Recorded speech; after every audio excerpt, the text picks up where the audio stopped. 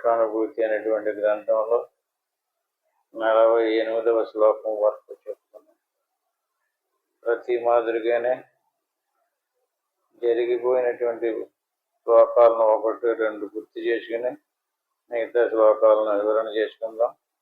జరిగినట్టు శ్లోకాన్ని ఒకటి గుర్తు చేసుకుందాం. ఇది ఆల్రెడీ మనం చెప్పినటువంటి శ్లోకం 40వ శ్లోకం. ఏవం దేహద్వయాదన్య ఆత్మా పురుష ఈశ్వరః సర్వాత్మా సర్వరూపశ్చ సర్వాతీతోపమవ్యయః. మళ్ళీ చూద్దాం. ఏవం దేహద్వయాదన్య ఆత్మా పురుష ఈశ్వరః. దేహము అంటే ఒకటి, దేహద్వయము అంటే రెండు. ఏవం దేహద్వయాల అన్యము అంటే వేరొకటి. మనకు రెండు శరీరాలు ఉన్నాయి. రెండు శరీరాల కంటే అన్యముగా ఇంకొకటి ఉంది. దాని శరీరం అంటారు. దేహ ద్వయదన్య ఆత్మ పురుష ఈశ్వర. అంటే ఈ రెండు దేహాదులకి అన్యంగా వేరుగా ఇంకొకటి ఏదైతే ఉందో దానికి ఆత్మ అని పేరు, దానికే పురుషుడు అని పేరు, దానికే ఈశ్వరుడు అని పేరు. అంటే ఇక్కడ గుర్తుపెట్టుకోండి, ఈశ్వరుడన్నా పురుషుడన్నా ఆత్మన్నా ఒక వస్తువుకు పెట్టిన పేర్లే. ఈశ్వరుడు అంటే వేరే నామరూపాలతో ఒక ఆకారాన్ని మనం గుర్తు చేసుకున్నాం అనుకోండి, అంటే అక్కడ మనకు తెలియలేదన్నమాట. ఈశ్వరుడన్నా పురుషుడన్నా, పురుషుడు అంటే ఏదో ఒక వ్యక్తిగా భావన చేయకూడదు. ఆత్మ పురుష ఈశ్వర, ఇది ఒకటే వస్తువుకు పెట్టినటువంటి పేర్లు. ఈశ్వరుడని పురుషుడని ఎందుకు పెట్టారు ఇలా పేర్లు? ప్రకృతం పురుషం, ప్రకృతి పురుషుడు. అంటే ప్రకృతి కంటే పురుషుడు వేరుని చెప్పడం కోసం. ప్రకృతి జడం, ప్రకృతికి నామరూపాలు ఉన్నాయి. ఆ ప్రకృతి లోపల ఉన్నటువంటి పురుషుడికి నామరూపాలు లేవు, చైతన్యేశ్వరం. ఈ రకంగా ప్రకృతి పురుష ద్వయం అంటే రెండు. ప్రకృతి కంటే పురుషుడు వేరు. అలాగే ఆత్మ అనాత్మ. ఆత్మ అంటే చైతన్యం, అనాత్మ అంటే ఆత్మ కాని జడ పదార్థం. అలాగే ఈశ్వరుడు. ఈ రకంగా ఆత్మ పురుష ఈశ్వర. ఏవం దేహదయాదన్య ఆత్మ పురుష ఈశ్వర. ఈ రకమైనటువంటి ఆత్మ లేక పురుషుడు లేక ఈశ్వరుడు ఏదైతే ఉందో అది ఎక్కడుందంటే మన శరీరాలు రెండింటికి వేరుగా ఉంది. అంటే శరీరాలు రెండేవి, స్థూల శరీరము సూక్ష్మ శరీరం. సర్వాత్మ సర్వరూపశ సర్వాతీతోహం అవ్యయం. ఇది వ్యవస్థ మనలోనే కాదు, మనలో ఉన్నటువంటి స్థూల సూక్ష్మాలకు రెండింటికి వేరుగా ఎలా ఉందో అలాగ అందరి శరీరాలలోనే అంతే. సర్వాత్మ సర్వరూపశ, సమస్త రూపాలు, మనుషులు, పశువులు, దేవతలు, పీపిలిగాడి బ్రహ్మ పర్యంతము అందరిలోని కూడా ఇది వ్యాపించి ఉంది. ఈ వ్యాపించినటువంటి వాడే పురుషుడు. ఇతను సర్వాత్మ సర్వరూపస్య. అంటే మనొక్కళ్ళలోనే కాదు, అంచేత మనలో దేవుణ్ణి దర్శించాలంటే స్థూల సూక్ష్మాలకు రెండింటికి వేరుగా దర్శించాలి. అలాగే మిగతా వాళ్ళు అందరిలోని దాన్ని చూడాలంటే ఎవరి మట్టుకు వాళ్ళు రెండు శరీరాలకే లోపల సర్వ అతీతోహ మవ్యయ. అంటే ఈ సమస్త వస్తు సముదాయానికి ప్రపంచాన్ని చూస్తున్నాం. ప్రపంచం అనేక వస్తు సముదాయంతో గోచరమవుతుంది. ఈ వస్తు సముదాయంతో కూడుకున్నటువంటి సమస్త వస్తువుకి అతీతంగా వ్యయం కానటువంటి అవ్యయమైనటువంటి పరమాత్మ స్వరూపం ఉంది. ఈ రకంగా మనలోనే దాన్ని దర్శించాలి. చైతన్య చైక రూపత్వ భేదో యుక్తో నకరహితో. లోపల ఉన్నటువంటి చైతన్యానికి భేదం లేదు. నీలోను నాలోను అందరిలోనూ ఉన్నటువంటి చైతన్యం ఒక్కటే. కానీ ఆ చైతన్యాన్ని ఆవహించినటువంటి రూపాలకు మాత్రం భేదం ఉంటుంది. ఒకలాగుంటే ఇంకొకళ్ళు ఇంకొకలాగుంటే ఇంకొకళ్ళు ఇంకొక రాకుంటే రకరకాల భేదత్వాలు ఉన్నాయి. అంచేత భేదాన్ని చూచుకుని ఆ నామరూపాలతో ఉన్న వస్తువుని చూసుకుని భ్రాంతి చెంది అదే నేను అనుకుని ఈ రకంగా ఇత్యాత్మ దేహ భేదాన దేహాత్మత్వం విచారితం. ఎక్కడ విచారణ చేయాలి? ఎక్కడైతే నువ్వు ఉన్నావో, ఎక్కడైతే నీకు దేహం ఉందో అక్కడే ఇత్యాత్మ దేహ భేదేన. దానికి దీనికి భేదం ఏంటి?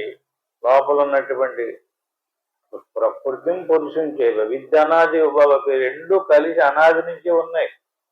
అనాది నుంచి ఉన్నటువంటి రెండు వస్తువుల్ని దానికి దీనికి ఉన్నటువంటి భేదం ఏమిటి? ఈ భేదాన్ని తెలుసుకోకుండా ఎవడైతే ప్రయత్నం చేస్తుంటాడో వాడికి దేవుడికి వెళ్ళడం. మళ్ళీ వచ్చి ఏదో తనకు బుద్ధి బలాన్ని నడుచుకు చేస్తుంటాడు. అంటే ఇదానీం దేహభేదస్య అసత్వం పుటముష్యతే. అసత్యాన్నే పట్టుకుంటాడు, మళ్ళీ వచ్చి అసత్యాన్నే ఆరాధించాడు. మళ్ళీ అసత్యమైనటువంటి అసత్స్వరూపం ఏదైతే ఉందో, భేద రూపంతో ఏదైతే ఉందో, పరిణామం చెందిది ఏదైతే ఉందో దాన్నే ఆరాధించాడు. జీవత్వం చ మృషాజ్ఞేయం. ఈ రకంగా ఎవడైతే ఆరాధన చేస్తుంటాడో, మృష అంటే సావు నుంచి మరింకో సావు కోసం చూస్తున్నాడు. మృత్యువు నుంచి ఇంకొక మృత్యువుని సంపాదించుకుంటున్నాడు. ఒక శరీరం వచ్చింది, ఆ శరీరమే నేను అనుకుని ఆ శరీరంతో తన స్వరూపాన్ని వదిలేసి ఆ స్వరూపానికి సంబంధించినటువంటి ఆలోచనలే చేస్తూ దానికోసమే జీవితం అంతా గడిపేశాడు. మృష అంటే అది జడమది, అది నిరంతరము పరిణామం చెంది నశించుకుంటూ పోతుంది. నశించినటువంటి మన స్వరూపాన్ని మనం పట్టుకోవాలి. అది ఎక్కడో లేదు. జ్ఞేయం అంటే దేన్ని తెలుసుకోవాలి? దీన్ని జ్ఞేయం చేసుకుంటున్నాం, దీన్ని తెలుసుకుంటున్నాం, దీన్ని కాదు. లోపల ఉన్నటువంటి మన స్వరూపాన్ని తెలుసుకోవాలి. ఎవడైతే మన స్వరూపాన్ని తెలుసుకున్నాడో అటువంటి వాటికి మృత్యువు నశించి మోక్షం పొందుతాడు. ఈ రకంగా శ్రుత్వా నివారితం నూనం నానాత్వం స్వముఖేనహి. శృత్యా నివారితం నూనం అంటే దీనికి శాస్త్రాన్ని కూడా మనం సహాయంగా తీసుకోవాలి. గురువు చెప్పినటువంటి దాని ప్రకారంగా సాధన చెయ్యాలి. ఇటు సాధన, ఇటు శాస్త్రము. తృతీయ అంటే శాస్త్ర ప్రమాణం అన్నమాట. కథం భాషో భవదస్య ఇతే షద్వయ కారణే నానాత్వం స్వముఖేనహి. అనేక రకాలుగా ఉన్నటువంటి వస్తు సముదాయానికి అంతటికీ కూడా సాక్షిగా ఒక చైతన్య స్వరూపం ఆధారంగా ఉంది. అంటే దాన్ని మనం లోపల ఉన్నటువంటి దానికి భేదం లేదు, ఒకటే వస్తు సముదాయం. యువతలు ఉన్నటువంటి దానికి భేదం ఉంది. ఈ భేదం ఉన్నటువంటి వస్తువుకి దోషోపి విహిత శృత్వ ముత్యోరము మృత్యుం తగచ్చతి. ఈ బయట ఉన్నటువంటి వస్తువు ఏదైతే ఉందో దానికి దోషం ఉంది. దోషోపి విహిత. విహితం అంటే తెలుసుకో, చూడు, పరిశీలించు, నీ బుద్ధి బలంతో గ్రహించు. ఏదైతే నీ శరీరం చూసుకుంటున్నావో ఆ శరీరం దోషపూరితమైనటువంటిది. ఏ దోషము అనేటువంటిది నీ స్వస్వరూపం. దోషరహితమైనటువంటి స్వరూపాన్ని వదిలేసి దోష రూపంతో ఉన్నటువంటి దాన్ని మనం పట్టుకున్నాం. మన ప్రజ్ఞ, మన తెలివి, మన జాగ్రత్తలన్నీ దానికోసమే చూసుకుంటున్నాం. అందుచేత ఈ అజ్ఞానం వల్ల దీన్నే అవిద్య లేక అజ్ఞానం అంటుంటారు. అవిద్య వలనే నానాత్మ దృష్టి కలుగుతుంది.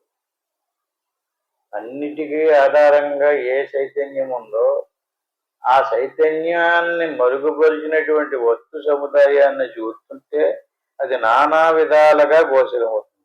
అలా నానా విధాలుగా గోచరమయ్యేటటువంటి వస్తు సముదాయాన్ని నానాత్వ భ్రమ కలుగుతుంది. కానీ పరమార్థత ఈ నానాత్వం లేదు. అంటే మన పరమార్థ స్వరూపాన్ని తెలుసుకుంటే ఇది నశిస్తుంది. ఇదే ఉపదేశం. నీకు ఈ నానాత్వం అనేటువంటిది ఏదైతే ఉందో అది నీకు తెలియకపోవటం వల్ల, అజ్ఞానం వల్ల ఏర్పడింది నాయనని బృహదారణ్యకోపనిషత్తులో 4:4-19 చెప్పారు. అంటే యథాతథంగా ఉన్నటువంటి వస్తువుని ఉన్నట్టుగా చూడాలంటే మన లోపల తిరిగి మన స్వస్వరూపాన్ని చూసుకోవాలి. అదే విషయాన్ని కఠోపనిషత్తులో కూడా 2:1-11 చెప్పారు. అదే విషయాన్ని చాందోగ్యోపనిషత్తులో 6:2-1 చెప్పారు. ఈ రకంగా శృతుల యొక్క నిర్ధారణ ఉన్నందువల్ల నానాత్వ దృష్టిని పోగొట్టుకోవాలి. అలా బయటికి చూడడం వల్ల నానాత్మ దృష్టి పోదు. ఎంతకాలానికి నానాత్మ దృష్టి నశించదు. మన స్వరూపాన్ని చూసినప్పుడు మాత్రమే నానాత్మ దృష్టి కలిగింది. చదివినంత మాత్రం చేత, విన్నంత మాత్రం చేత సరిపోదు. దాన్ని తిరిగి మన లోపలికి తిరిగి మన స్వరూపాన్ని చూడాలి. శ్వాస మనసు ఎక్కడ ఆగిందో అక్కడ నానాత్వం లేదు, ఒకటే స్వరూపం. హాయిగా సుఖంగా ఆనందంగా ఉంటుంది. ఎక్కడ శ్వాస వచ్చిందో, ఎక్కడ మనసు వచ్చిందో అక్కడ శరీరం వచ్చేసింది. ఎక్కడ మనసు వచ్చిందో అక్కడ శరీరం వచ్చింది, ఎక్కడ శరీరం వచ్చిందో నానాత్వం వచ్చేసింది. అనేక నానా రకాలైనటువంటి శరీరాలతో చరాచరములైనటువంటి పలు కారణములన విభిన్న చరాచర కార్యరూపములతో ఈ ప్రపంచము నామరూప క్రియాత్మకంగా కనిపిస్తుంది. ఇది భేద దృష్టి. మన స్వరూపం మనకు తెలియకపోవటం వల్ల, లోపలికి వెళ్ళి మన స్వరూపాన్ని దర్శించకపోవటం వల్ల ఈ భేద దృష్టే కారణం.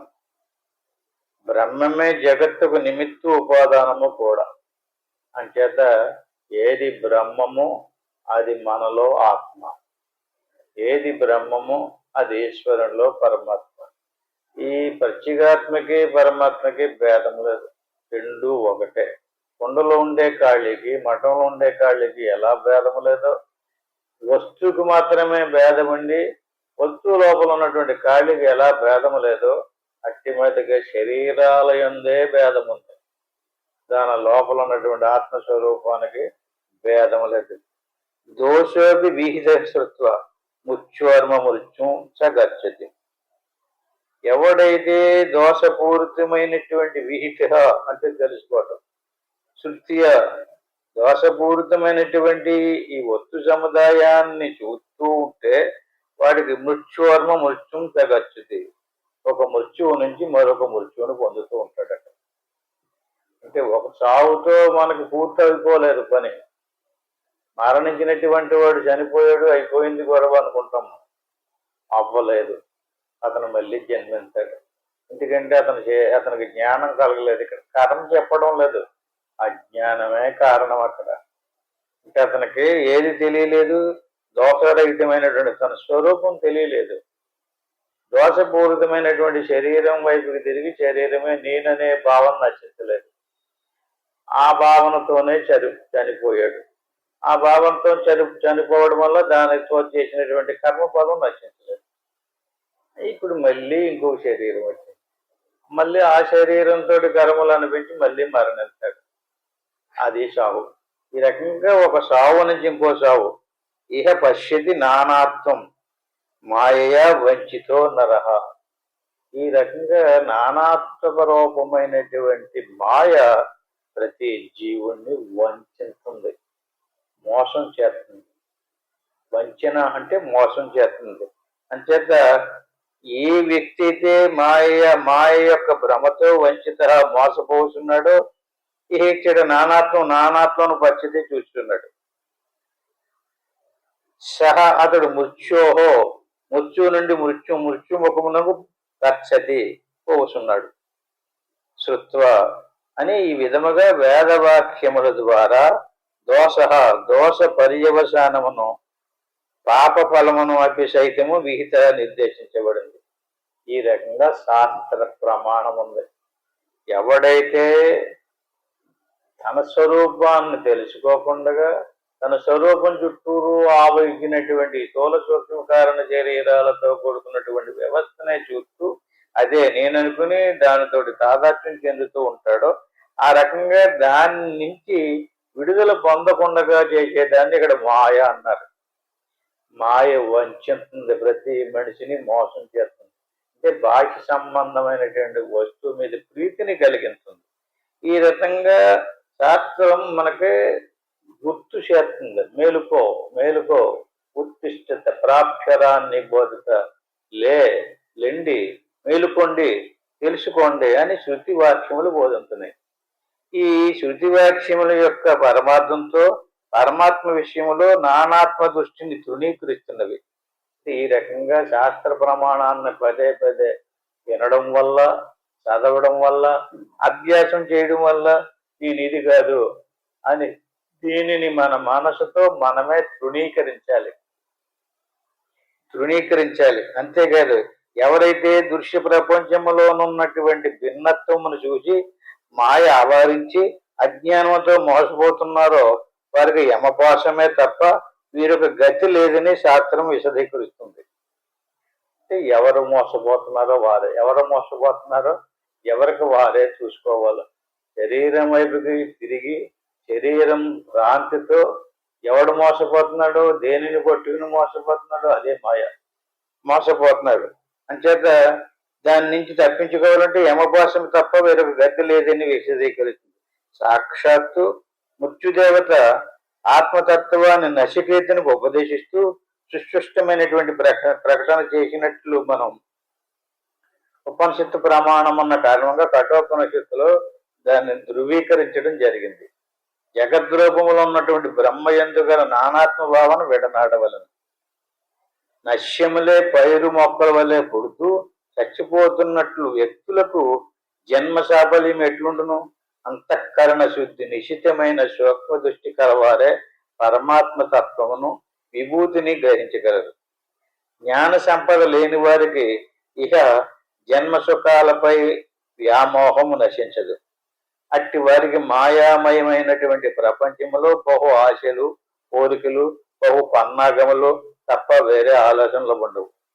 వారి ప్రవృత్తికి నానాత్మ భావన తప్ప ఏకత్వ భావన కుదుట కష్టం.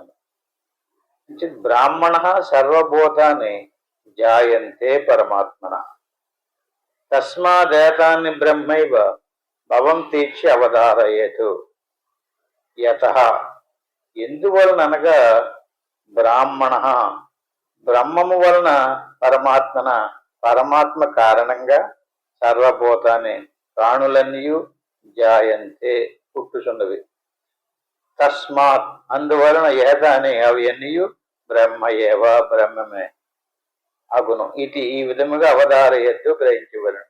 అంటే ఈ సృష్టికి అంతటికే మూల కారణం ఎవరెవరు ఏమేమి చేసుకున్నారో అజ్ఞానంతో చేయబడినటువంటి ఆ కర్మ నశించకపోవటం వల్ల ఆ కర్మ ఫలాన్ని ఆధారంగా చేసుకుని బ్రహ్మమే సమస్త సృష్టిస్తుంది. జగత్తులో నామరూపములతో భాషలుతున్నది అవ్యక్త రూపంలో గోచరముగానున్నది కూడా బ్రహ్మ ప్రకృతి అని గ్రహించాలి. దాన్నే ప్రకృతి పురుషుడు. బ్రహ్మమును పురుషుడు అంటే ఆ పురుషుని చుట్టూరు ఆవరించినటువంటి దాన్ని ప్రకృతి అంటారు. ప్రకృతి అని గ్రహించాలి. తద్భిన్నము త్రికాలములో ఏది ఉండదు. చరాచరములకు మూలము బ్రహ్మమే. తైత్రీయోపనిషత్తు పరమచర్యాన్ని ఇలా ప్రకటిస్తున్నది.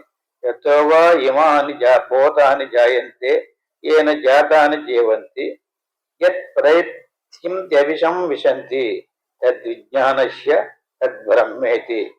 దేని నుండి సమస్త భూతములు పుట్టుచున్నవో, పుట్టిన తర్వాత దేని వలన పుట్టి జీవిస్తున్నవో, తిరిగి దేని యందు లయమవుతున్నవో అదే బ్రహ్మమని తెలుసుకోవాలి.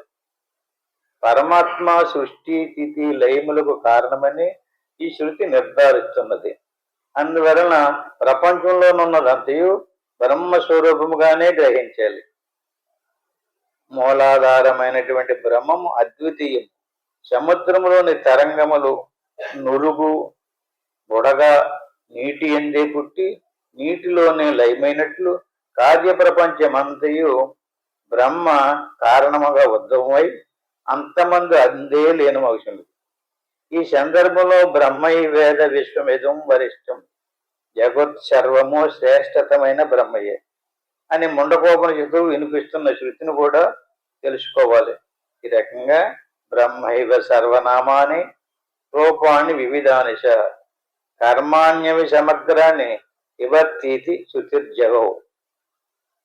ఇక్కడ మనం బాగా బుడగ, నురుగు, కెరటాల రూపంలో అనేక రూపాలుగా గోచరం అవుతున్నప్పటికీ కూడా ఇవన్నిటికీ అధిష్టానం నీరు. బుడగలో నీరుంది, కెరటంలో నీరుంది, ఆ నురగలో కూడా నీరుంది.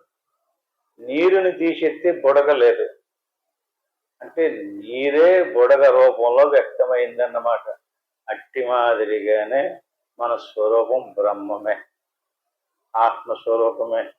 ఇది మనం సత్యముగా గ్రహించాలి. జ్ఞానంలోకి వెళ్ళి నేను బ్రహ్మమునే, నేను శరీరమును కాదు, శరీరము నేను అనేది భ్రాంతి, ఇది అవిద్య, ఇది ఒక మాయ, ఇది ఒక కల్పన అని తెలుసుకోవాలి. శరీరం కంటే భిన్నమైనటువంటి వేరైనటువంటి సత్స్వరూపాన్ని గుర్తించాలి. బ్రహ్మైవ సర్వనామాని రూపాన్ని వివిధానిశ కర్మాణ్యపి సమగ్రాన్ని విభక్తి శృతిర్జగవు. ఈ రకంగా బ్రహ్మయేవ బ్రహ్మమే సర్వనామాని నామరూపములతోనున్నవన్నీ కూడా రూపానిశ రూపము గలవన్నీ కూడా సమగ్రాన్ని సమస్త కర్మాణి కర్మలు అపి సహితము విభక్తి ప్రవర్తించున్నది. ఇది విధముగా శృతి జగో గానము చేయుచున్నది. కాన అంచేత మన స్వరూపమే బ్రహ్మముగా మనం గుర్తించాలి. కేవలం నామరూపాలతో కూడుకున్నటువంటి వస్తు సముదాయం అంతా కూడా ఇదొక కల్పన, ఇదొక మాయ, ఇదొక మిథ్య. ఇది సత్యము కాదు, ఇది అసత్యము కూడా కాదు. ప్రతి ఒక్కడు కూడా ఇది సత్యముగా భ్రమించి దీనితోటే మమేకమైపోయి దీనికోసమే రకరకాల పరుగులు పెడుతున్నాడు. అంచేత వాస్తవ జ్ఞానాన్ని మనసును ఏకాగ్రత చేసి తెలుసుకోవాలి. ఈ కలాపనంతా ఎక్కడ మనసు ఆగలేదో, ఎక్కడ మనసు నిశ్చలం అవ్వలేదో అక్కడ తెలియబడదు. ఈ కలాపం అంతా తెలియాలంటే మన మనసు ఆగితే, మనసు లీనమైతే అక్కడ మన స్వరూపం స్పష్టంగా ఎక్కడ తెలిసొచ్చిందో అక్కడ జగత్తంతా తెలిసొస్తుంది. ఎక్కడ బ్రహ్మము తెలిసొచ్చిందో అక్కడ జగత్తు లేదు, ఎక్కడ బ్రహ్మము తెలియలేదో అక్కడ జగత్తు మాయమవదు. అంచేత సత్యమైనటువంటి బ్రహ్మమును సత్యముగా గుర్తించాలి. విశ్వ సృష్టికి మూల కారణము ఆ పరబ్రహ్మమే. అందువలన పరబ్రహ్మ యొక్క సంకల్పం ఆశయముతోడనే ప్రపంచములో ఉన్నటువంటి సమస్త నామరూపములతో భాషించుతున్నది. సమస్త కార్యములు నిర్ణీత వ్యవస్థలో జరుగుడు బ్రహ్మమే మూలము. అది ఆధారముగానే కాలచక్రము తిరుగుతున్నది. ఋతువులు మారుతున్నవి, వర్షములు కురుస్తున్నవి, నదులు ప్రవహిస్తున్నవి, పంటలు పండుతున్నవి. అన్నమే ప్రాణులకు జీవనాధారం. అన్నరక్షణ లెగితే సంతతి లేదు, పైరు పెరగదు. తైత్తిరీయోపనిషత్తులో సృష్టి క్రమాన్ని ఈ విధముగా జరిగినట్లు శృతి వెల్లడిస్తున్నది. ఎతస్మాదాత్మన ఆకాశ సంభూత ఆకాశాద్వాయు వాయోరగ్ని అగ్నిరాప ఆద్య పృథివీ పృథివ్యం వాసదయ వాసదిభ్యో అన్నం అన్నాత్ పురుష. ఆ పరమాత్మ నుండి ఆకాశం ఉత్పన్నమైనది, ఆకాశం నుండి వాయువు, వాయువు నుండి అగ్ని, అగ్ని నుండి నీరు, నీటి నుండి భూమి, భూమి నుండి ఓషధులు, ఓషధుల నుండి అన్నము, అన్నము నుండి జీవుడు. ఈ రకంగా జీవాత్మ సంభవించుతున్నది. తైత్తిరీయోపనిషత్తు 2:1 ప్రతి జీవికి చుట్టూ పిపాసులు అంటే ఆకలి దప్పులు తీర్చుకొనుటకు శరీర భోగములు అనుభవించుటకు వ్యవస్థ ప్రకృతిలో చేయబడింది. బ్రహ్మ సర్వాంతర్యామి. నదులు యందు, పర్వతములు యందు, మనుషులు యందు, పశువులు యందు, క్రిమి కీటకముల యందు, సమస్త చరాచరములందు నిర్లిప్తముగా వ్యవహరిస్తూ అన్నిటినీ నియంత్రిస్తూ పరమాత్మయే అని శృతులు ఘోషిస్తున్నాయి. కార్యరూపములోనున్నటువంటి జంగమాజంగములన్నీ ప్రత్యేక నామరూపంతో గుర్తుపడతాయి. వ్యక్తి కానీ, దేవతాత్మ కానీ, నది కానీ, పర్వతము కానీ, వస్తు రూపంలో ఉన్నది ఏదైనా సరే లోక వ్యవహారములు ఒక పేరుతో ప్రకటమవుతుంది. నామరూపములతోనున్న సర్వము అట్లే ప్రతి కార్యమునకు మూల కారణము పరమాత్మే అని శృతులు బోధిస్తున్నాయి. సర్వశక్తివంతుడు ప్రజ్ఞానగణుడైనటువంటి బ్రహ్మయే సర్వ కార్యోత్పత్తికి కారణమని పలు శృతి వాక్యములు ఉన్నవి. ప్రజాపతి నారదును ఆత్మోపదేశము చేసిన సందర్భంలో ఇట్లా సాందోగ్యోపనిషత్తులో చెప్పబడినది. సంకల్ప ఆత్మతో, మన ఆత్మతో, వాగాత్మతో, నామాత్మతో, మంత్ర ఆత్మత, కర్మాణ ఆత్మత, ఏ వేదకం సర్వమితి. ఆత్మ వలనే సర్వము, ఆత్మ వలనే మనసు, ఆత్మ వలనే వాక్కు, ఆత్మ వలనే నామము, ఆత్మ వలనే మంత్రములు, ఆత్మస్వరూపం వలనే కర్మలు. ఈ సమస్త ప్రపంచము ఆత్మ వలనైనది. అంటే మనం ఆలోచించడానికి కూడా అక్కడ ఆత్మ ఉండాలి, క్రియ జరగడానికి కూడా ఆత్మ ప్రకాశం ఉండాలి. అంటే సర్వ ప్రపంచానికి కూడా ఆత్మ లేకపోతే అంతా మృత. అంటే మృత అంటే ఒక మట్టి ముద్ద లాంటిది, జడమైనటువంటి సమస్త పదార్థాన్ని కూడా ఆత్మ చైతన్యం మూలానే పరివర్తనం చెందుతూ తెలుసుకుంటూ ఉన్నాం. అంచేత సువర్ణాత్తు న్యాయమానస్య సువర్ణత్వంచ శాశ్వతం, బ్రాహ్మణో న్యాయమానస్య బ్రాహ్మణత్వం తదా భవేత్. సువర్ణము అంటే బంగారము, సువర్ణాత్తు అంటే బంగారముతో జాయమానశ ఉత్పన్నమైనవి, సువర్ణత్వం చ బంగారమే శాశ్వతం, సర్వదా ఉండును. తదా అదే విధముగా బ్రాహ్మణ బ్రహ్మం నుండి న్యాయమానశ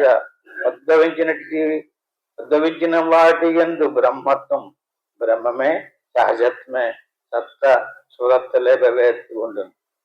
అంటే బంగారం నుంచి ఉత్పన్నమైనటువంటి వస్తువు బంగారము కంటే ఎలా వేరు కాదో, బ్రహ్మము నుండి ఉద్భవించినటువంటి జీవుడు బ్రహ్మము కంటే వేరు కాదు.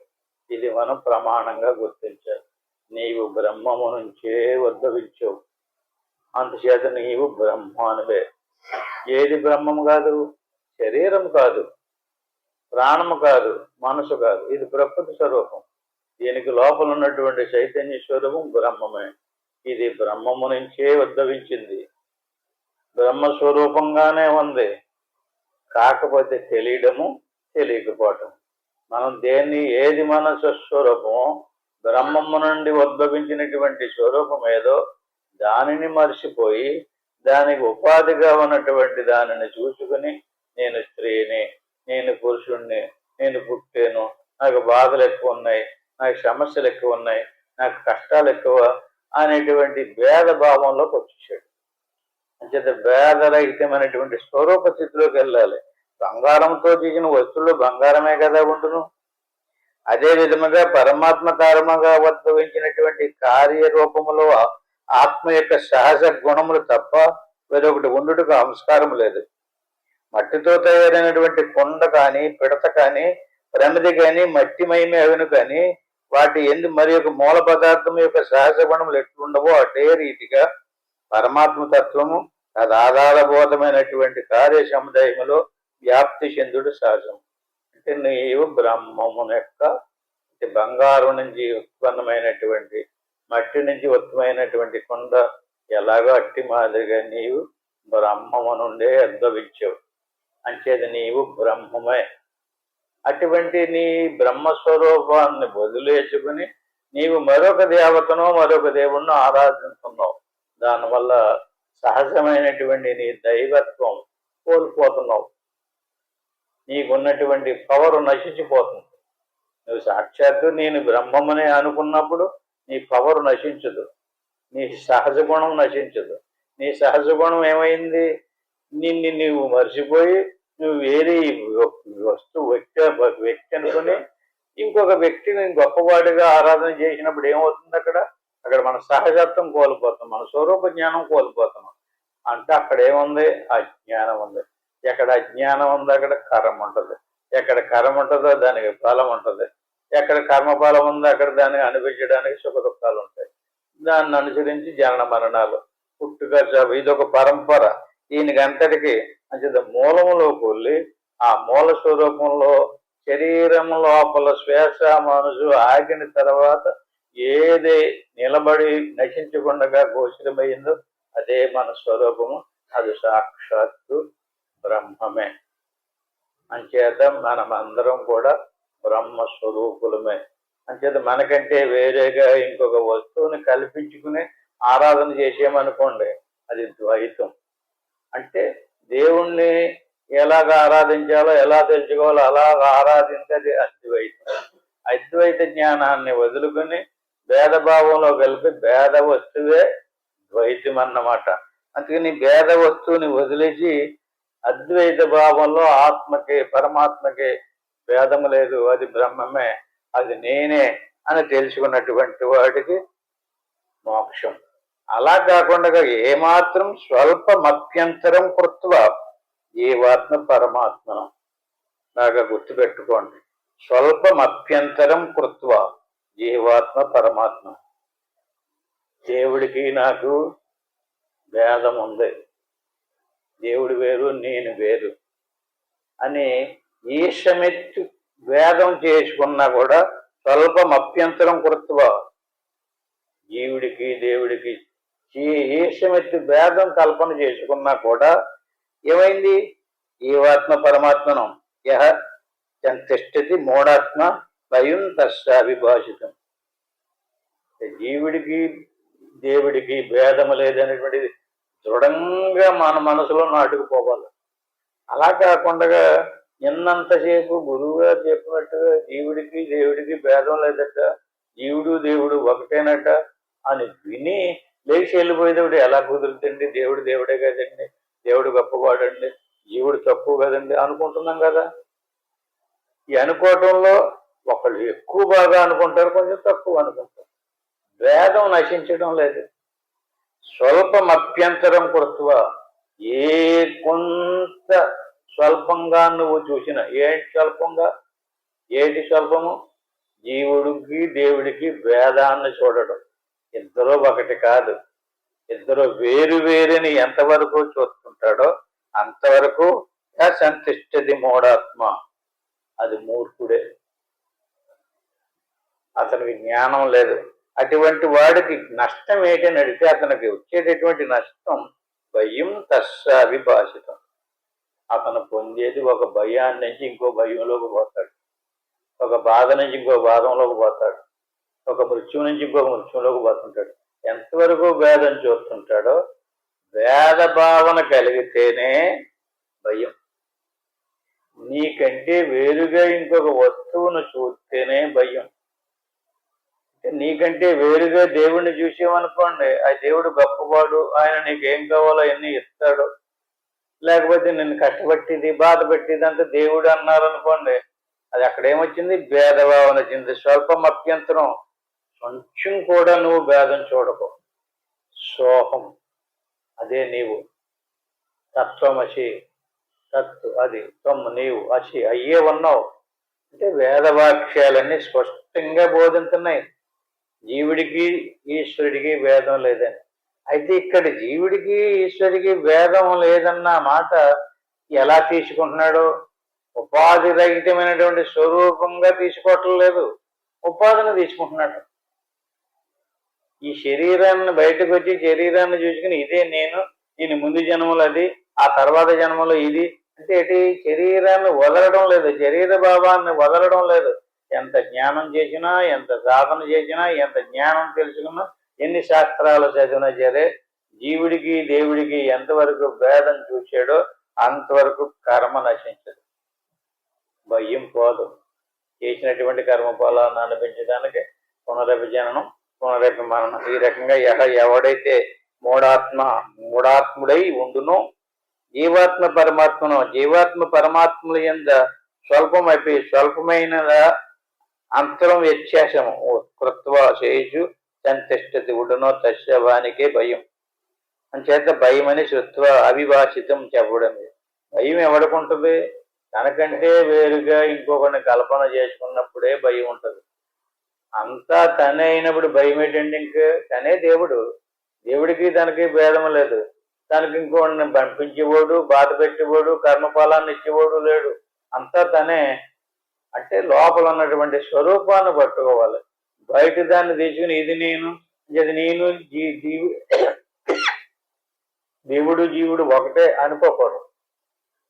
ఉపాధిని దేవుడు అనుకోలేదు. ఉపాధికి వేరుగా ఉన్నటువంటి స్వరూపాన్నే భయభ్రాంతులు యథార్థ జ్ఞానము లేని వానికే కలుగు. సరైన జ్ఞానం ఉన్నవానికి కలుగవు. ద్వంద్వభావం ఉన్నవానికి సంచయముతో నిశ్చితాభిప్రాయం కలగదు.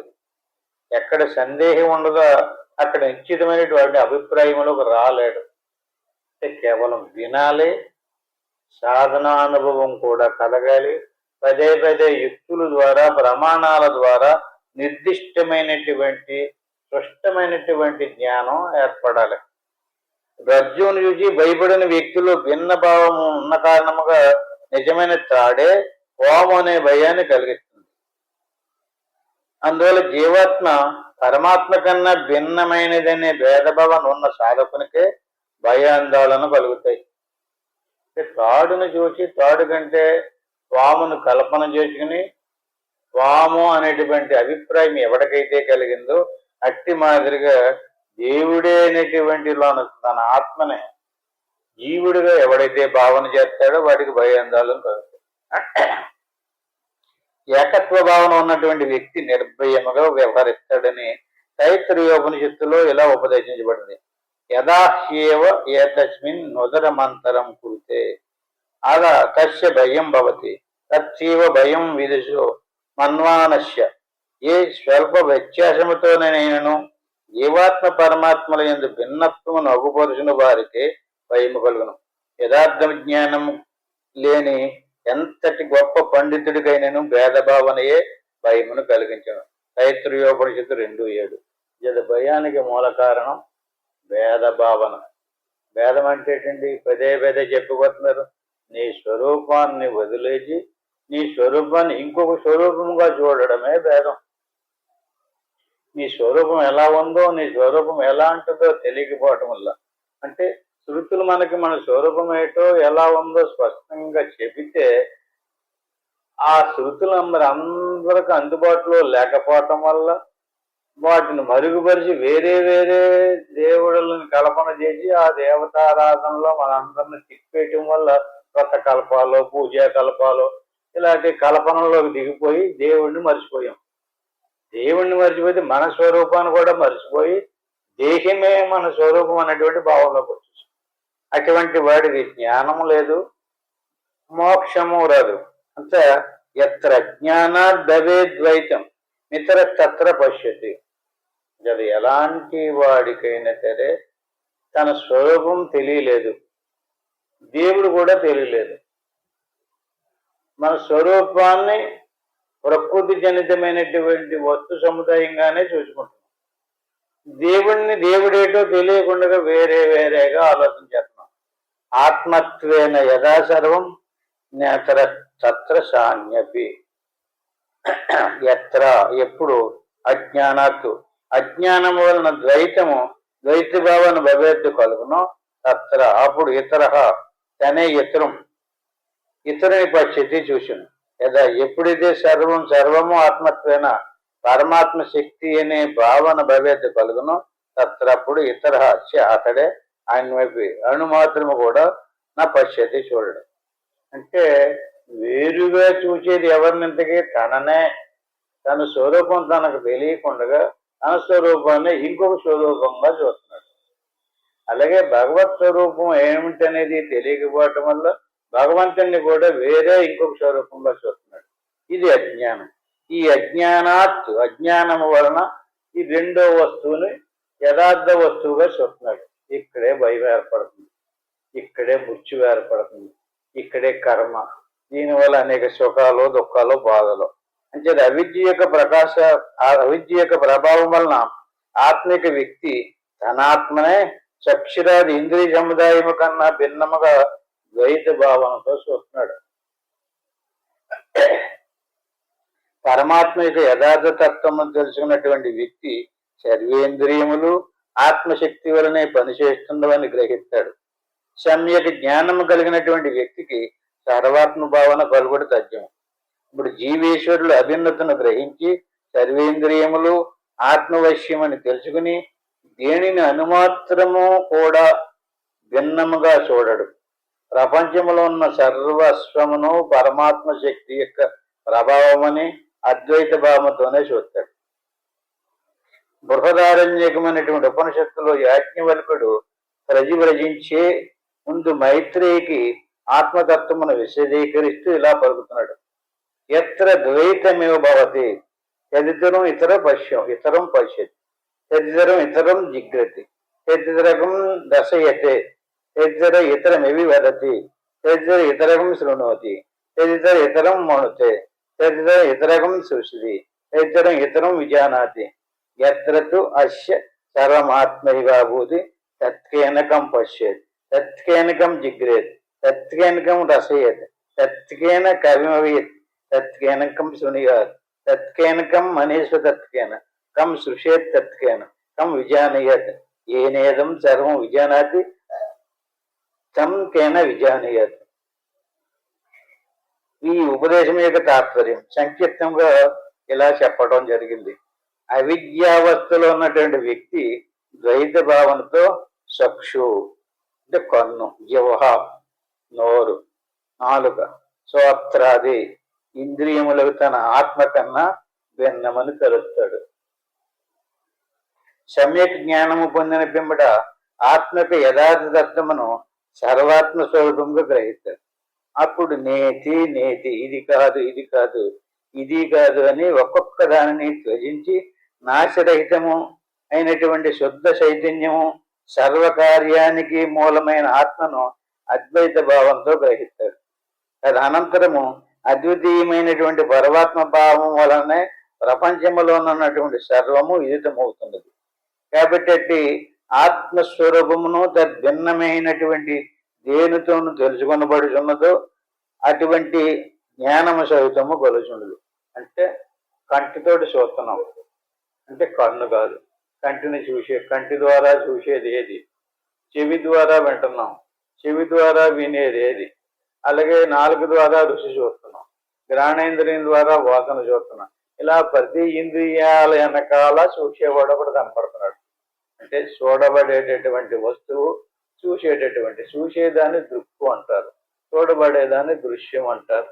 ఈ రకంగా దృశ్యాన్ని వదిలేసి చూసేదాన్ని పట్టుకోవాలన్నమాట. ఈ చూసేదాన్ని ఎవడైతే పట్టుకున్నాడో దృక్కు దృశ్యము రెండు. దృశ్యము నువ్వు కాదు, దృక్కి నీవు, చూడబడేవాడివే నువ్వు. చూడబడేటటువంటి వస్తువు కాదు, ఆ చూడబడేటటువంటి వస్తువుని చూసేటటువంటి చైతన్య స్వరూపమే నీవు అనేటువంటి యథార్థ జ్ఞానం నీకు కలుగుతుంది. అంటే నువ్వు సాధనలోకి వచ్చినప్పుడు శరీరం నేను కాదు, మనసుని నేను కాదు, ఇంద్రియాలు, జ్ఞానేంద్రియాలు, కర్మేంద్రియాలు, అంతరేంద్రియాలు, స్థూల శరీరము, సూక్ష్మ శరీరము, కారణ శరీరం ఇవన్నీ ఒక్కొక్కటి ఇది కాదు అనుకుంటూ విచారణ చెయ్యాలి. ఇలా విచారణ చేయమంటే ఒక్కొక్క దాన్ని వేరుపరిచి చూసుకోవాలి. మనం కలిసిపోతున్నాం కదా, కలిసిపోకుండా వేరుపరచాలి. దానిని వివరంగా తెలుసుకోవాలి. ఇది శరీరము, ఇది పుట్టింది, ఈ రకమైన లక్షణాలతో కూడుకుని ఉంది, ఇంగిది ప్రాణము, ఇది మనసు, ఇది శ్రోత్రేంద్రియము, ఇది చక్షురేంద్రియము, ఇది జీవేంద్రియము, ఇంక దీని లక్షణాలు ఎలాంటివి అని ఒక్కొక్క దాన్ని పరిశీలించుకుంటూ వెళితే అన్నిటికీ దాటికి వెళ్ళిన తర్వాత ఒక వస్తువు మిగులుతుంది. అదే మన స్వరూపం, అదే ఆత్మ. అది నిత్య సత్యమైనటువంటిది. రావడమో పోవడమో లేదు, లయం అవ్వడం ఉండదు. ఈ శరీర ప్రాణ మానసాలు లయమైన తర్వాత మిగిలిన స్వరూపమే బ్రహ్మము, అదే ఆత్మ. అంటే ఆ బ్రహ్మములోనే సర్వ ప్రపంచం ఉంది, ఆ బ్రహ్మమే సర్వ వస్తువుల్లోనే కూడా ఉంది. యస్మిన్ సర్వాణి భూతాన్ని ఆత్మత్వేన విజానత.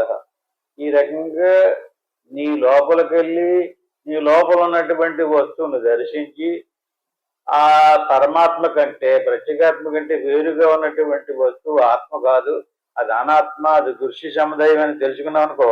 యస్మిన్ సర్వాణి భూతాన్ని, అన్నాటిల్లోనే నీలో ఉన్నటువంటి ఆత్మను తెలుసుకున్నటువంటి వాడు సర్వాణిభూతాన్ని అందరిలోనే ఉన్నటువంటి ఆత్మనే తెలుసుకోగలుగుతాడు. ఆత్మత్వేన విజానత, ఆత్మ కంటే వేరేగా లేదు, అందరిలోనే ఆత్మస్వరూపమే ఉంది. నవైతస్య భవేన్మోహో నశ శోకో అద్వితీయత. ఎవడైతే ఈ రకంగా తనలోనూ అందరిలోనూ ఉన్నటువంటి ఆత్మ పరమాత్మల ఏకత్వమైనటువంటి బ్రహ్మమును తెలుసుకుంటాడో అతనికి నవైతస్య భవేన్మోహో, మోహం నశింతుంది. నశ శోకో ద్వితీయత, శోకం నశించింది. అతనికి శోకం లేదు, భయం లేదు, మోహం కూడా లేదు. యస్మిని ఎప్పుడు సర్వాణి అన్ని భూతానికి భూతములు కూడా ఆత్మత్వేన, ఆత్మయనే విజానత తెలుసుకునే వ్యక్తి తస్య వానికి ఎట్టి మోహము శోకము భవేత్ కలుగవు. అద్వితీయత, అద్వితీయ భావన కలుగును. భౌతిక ప్రపంచము సర్వపురాణులు సర్వకార్యములకు మూలాధారం. ఆత్మస్వరూపమైన అద్వైత భావన కలిగినటువంటి వ్యక్తికి ఏ విధమైనటువంటి దుఃఖము మోహము ఉండవు. అతడు సర్వ సంశయములు నశించగా శాంతశిత్తుడై ఆనందమయ జీవితమునే గడపగలడు. ఈశావ్యాసోపనిషత్తులో శృతి ఇట్లు స్పష్టం చేసినది. యస్మిన్ సర్వాణి భూతాన్ని ఆత్మైవాభూతి విజానత తత్రకో మోహ కహ శోక ఏకత్వం అనుపశిత. అన్ని జీవులు యందు ఉన్నటువంటి తనాత్మను అద్వైత భావంతో చరాచరములన్నింటినీ పరమాత్మాత్మలకు గ్రహించేవానికి ఎట్టి మోహము దుఃఖము ఉండవు. కోరికలే దుఃఖమునకు మూల కారణం. ఆప్తకామకులకు ఏ కోరిక లేనప్పుడు దుఃఖమునకు త్రావు ఉండదు. అంచేత నిరంతరము మన స్వస్వరూప భావాన్ని గుర్తించుకోవడానికి ప్రయత్నం చేయాలి.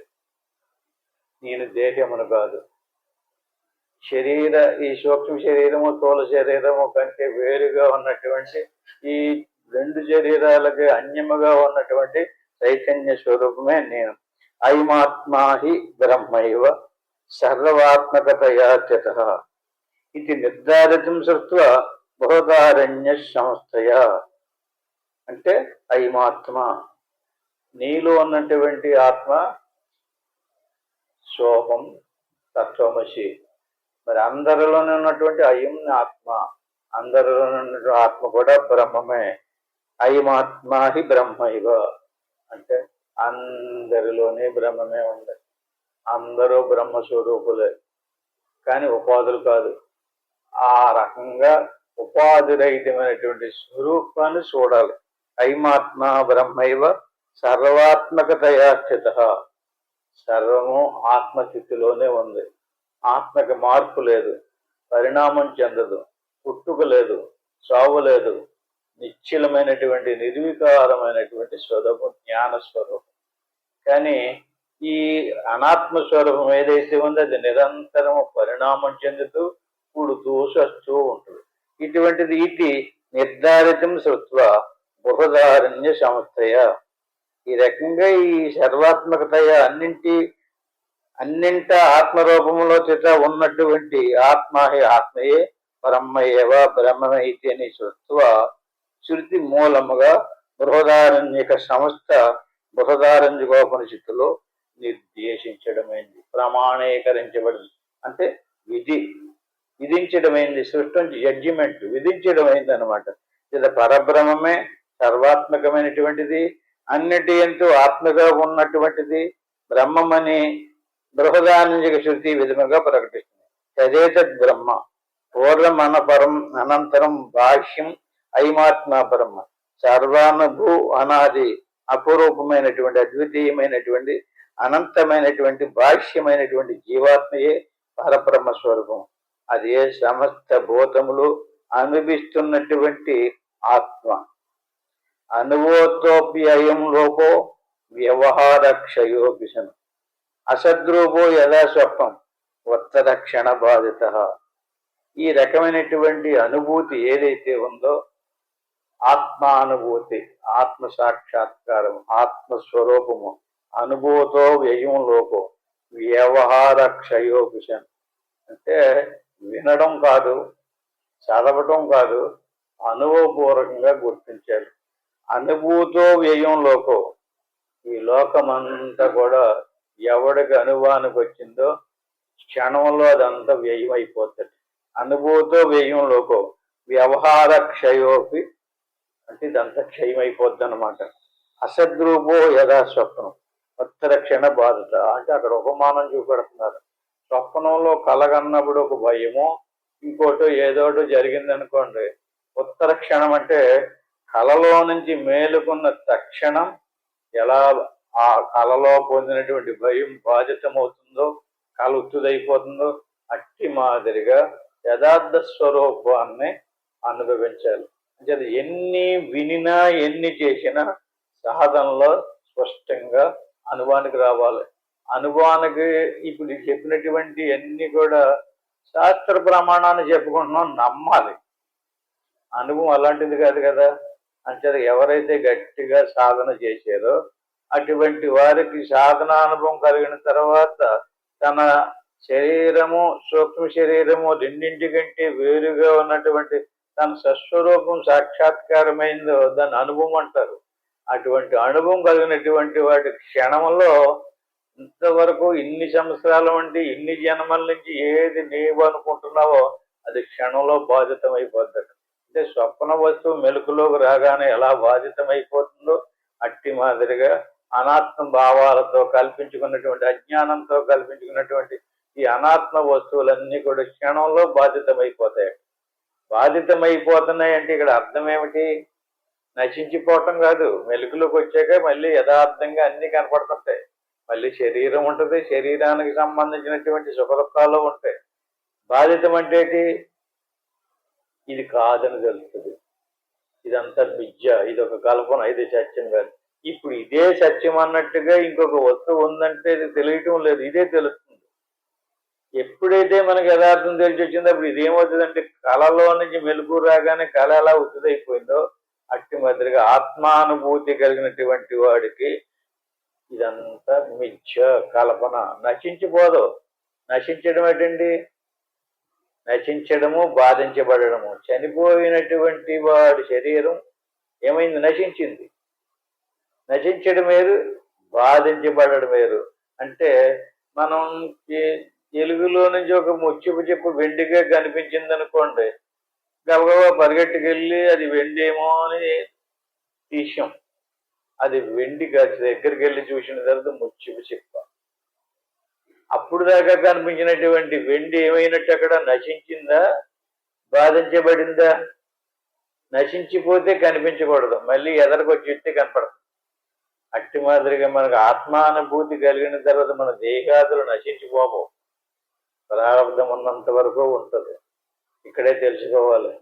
కానీ ఇది నిజం కాదని తెలుస్తుంది, అంతే తేడా. అజ్ఞానికి ఏమి ఇదే నిజం అన్నట్టుగా బాధపడిపోతుంటాడు. అదే జ్ఞానంకి ఇదేమి నిజం కాదు, ఇదంతా మిథ్య, ఇదొక మాయ, ఇదొక కల్పన, ఇదొక అసత్తు, ఈ అజ్ఞానం వల్ల ఏర్పడింది, అది యథార్థమైనటువంటి వస్తువు వేరేగా ఉంది, అది నా స్వస్వరూపం, అది ఆత్మ, అది పరమాత్మ, అది బ్రహ్మం అని తెలుసుకుంటాడు. అంటే అనుభూతి చెందినటువంటి వాడికి ఇదంతా మిథ్య అని తెలుస్తుంది. అనుభూతి చెందనటువంటి వాడికి యథార్థంగా చూసుకుంటాడు. ఈ శ్లోకాన్ని వచ్చేవారు ఇంకా బాగా చెప్పుకుందాం. ఇంతటితోటి ముగించుకుందాం. హరి ఓం తత్సత్. ఆత్మబంధువులారా, ఏదైతే చెప్పుకున్నామో దాన్ని మరొకసారి, అంటే ఈ శ్లోకం కాడ ఎక్కడికి వచ్చి నిలబెట్టారు? అనుభూతి పొందాలి. ఆ అనుభూతి పొందడానికి చేసే ప్రయత్నం ధ్యానం. ఇలా ప్రశాంతంగా కూర్చుని గురురు బ్రహ్మ గురురు విష్ణువు గురురేవ మహేశ్వర గురువు సాక్షాత్తు పరబ్రహ్మ తస్మై శ్రీ గురువే నమః. దీని గురుమంత్రం అంటారు. దీన్ని ఒకసారి అనుకోవాలి. ఓం నమ శివాయ. దీన్ని పంచాక్షరి మంత్రం అంటారు. దీన్ని 3 సార్లు అనుకోవాలి. ఆ పని ఏమీ అనుకోకుండా ఏకాగ్రతగా ఆ శ్వాసంబడ మనసు పెట్టి అభ్యాసం చేయాలంటే అలా ఏకాగ్రతగా ఉండడం వల్ల మనసులో ఉన్నటువంటి సంకల్పాలన్నీ రహితమైపోయి శ్వాస మనసు కూడా ఆగిపోతే సూక్ష్మ శరీరం ఆగినట్టు. స్థూల సూక్ష్మాలు 2 ఆగిపోతే అప్పుడు మన స్వరూప సాక్షాత్కారం అవుతుంది. అది అనుభవపూర్వకంగా తెలుస్తుంది. అది ఎవరో చెప్పడం, ఏదో వినడం వల్ల చేసేది కాదు. అంటే చెప్పకుండా తెలియబడదు. చెప్పాలి. శాస్త్రాల్లో కూడా చదివి, విని, దాన్ని అభ్యాసం చేసినట్లయితే అది స్పష్టంగా మన అనుభవానికి వచ్చినప్పుడు ఇప్పుడు చెప్పినటువంటి స్థితి యథార్థమైనదంతా మిథ్యా కల్పన అనేటువంటి సత్యం మనకు గోచరమవుతుంది. అక్కడ దాకా ఇప్పుడు వెళ్ళమని కాదు, ఇంటికి వెళ్ళిన తర్వాత విచారణ చేయండి, నిరంతరము ప్రయత్నం చేయండి. ఇప్పుడు మాత్రం నేను ఓంకారం చెప్పేదాకా చక్కగా కళ్ళు మూసుకుని అలా ఆత్మధ్యానం చేస్తూ ఉంటాను. ఓం